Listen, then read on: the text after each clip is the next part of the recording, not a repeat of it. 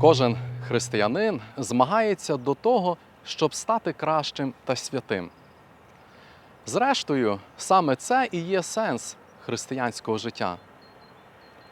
Але часто на цій дорозі ми зустрічаємо дві крайнощі. Або відкинення цієї дороги, або ставимо перед собою надмірні вимоги. Ми називаємо це перфекціонізм. На жаль, дуже часто прагнення зробити все якнайкраще не лише не зближає нас до Бога, а навпаки, стає перешкодою для пізнання Бога. Людина із манією досконалості найважче приймає себе із своїми недоліками. Така людина постійно незадоволена своєю зовнішністю, успіхами чи духовним життям.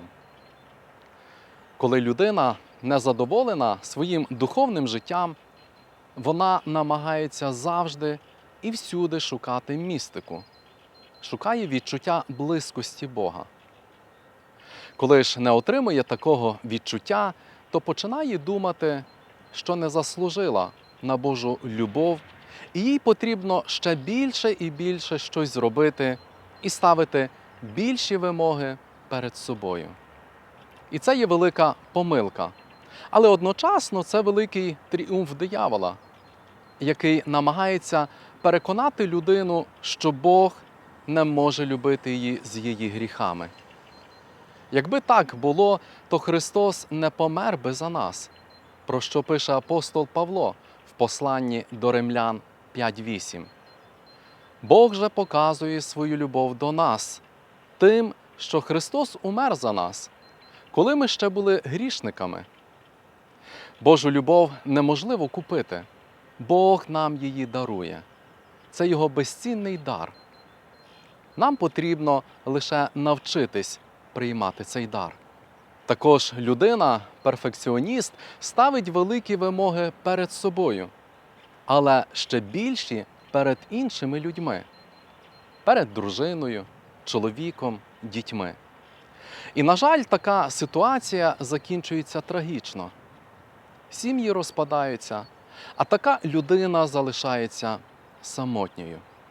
Перфекціоністи у душі – це зазвичай такі собі законники, які всіх і всюди повчають, як хто має правильно жити, і забувають про любов.